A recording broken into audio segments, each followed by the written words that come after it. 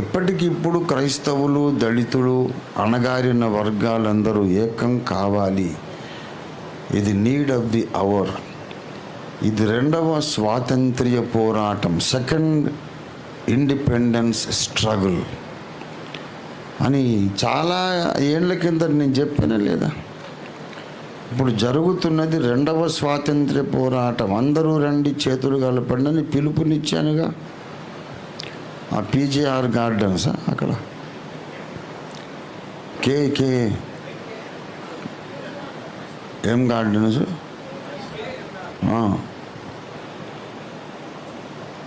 మొత్తం మీద సమస్య అంతా కూడా ఏదేను గార్డెన్లో మొదలై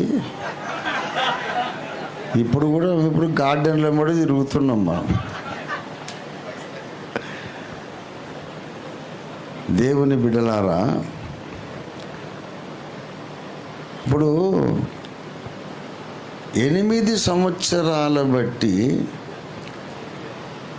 కేరళలో, కర్ణాటకలో, ఆంధ్రప్రదేశ్లో, తెలంగాణలో, ఛత్తీస్గఢ్లో, ఒరిస్సాలో, జమ్మూ కాశ్మీర్లో, పంజాబులో ఇన్ని చోట్ల క్యాడర్ కలిగి పోరాడుతూ ఎన్నికల్లో పోరాటంలో నిలబడి సీట్లు రాకపోయినా కొన్ని వేల ఓట్లైనా వచ్చినాయి.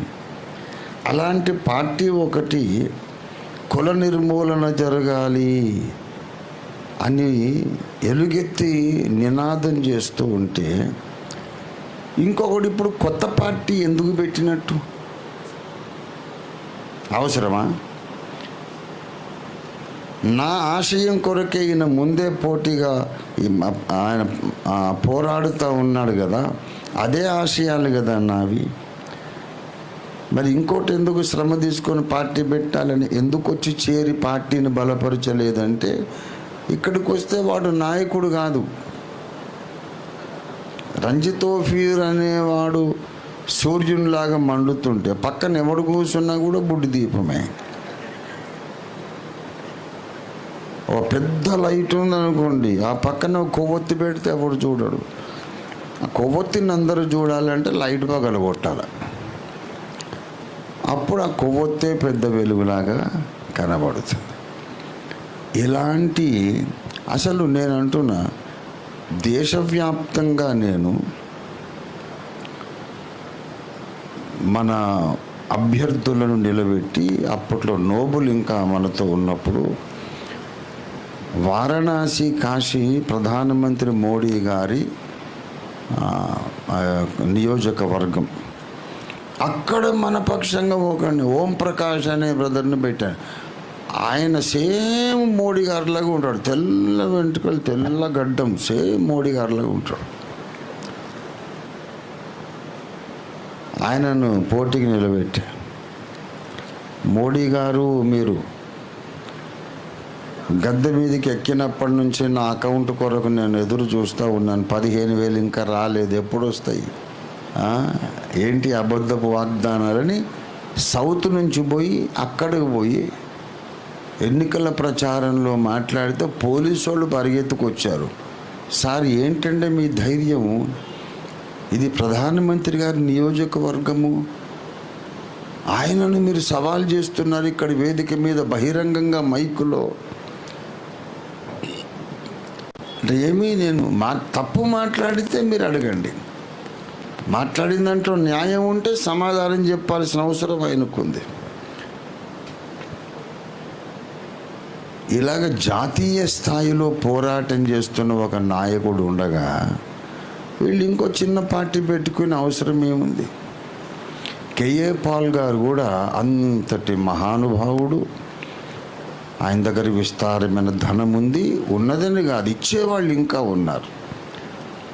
ప్రపంచవ్యాప్తంగా డోనర్స్ ఆయనకి ఉన్నారు. డబ్బు అనేది ఆయనకు అసలు లెక్కనే లేదు. ఆయన కూడా జాతీయ పార్టీ పెట్టే సాహసం చెయ్యలేదు. ఆంధ్రప్రదేశ్ ముఖ్యమంత్రి అనే మాట్లాడతాడు తప్ప దేశ ప్రధానమంత్రి అని ఆయన కలలు కనలేడు. ఎందుకు తెలుసా? ఎందుకంటే అక్కడికి పోతే హిందీలో మాట్లాడాలా, ఆయనకు హిందీ రాదు.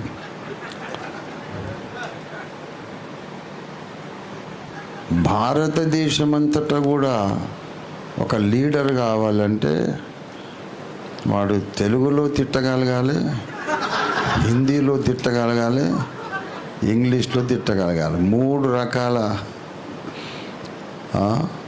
3 భాషలలో కూడా మాట్లాడగలిగితేనే మొత్తం జాతీయ నాయకుడు అవుతాడు.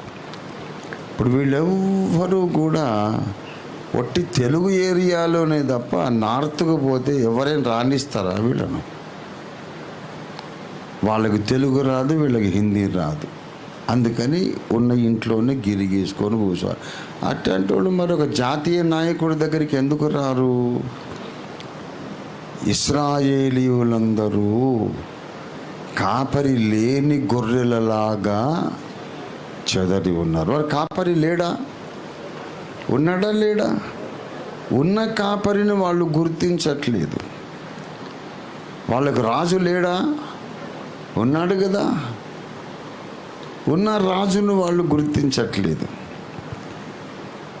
ఇక ఇంతకంటే క్రైస్తవ సమాజం బలహీనపడడం సాధ్యము కాదు. ఇక సాధారణ మానవ సమాజం కూడా ఘోరంగా పతనం అయిపోయింది.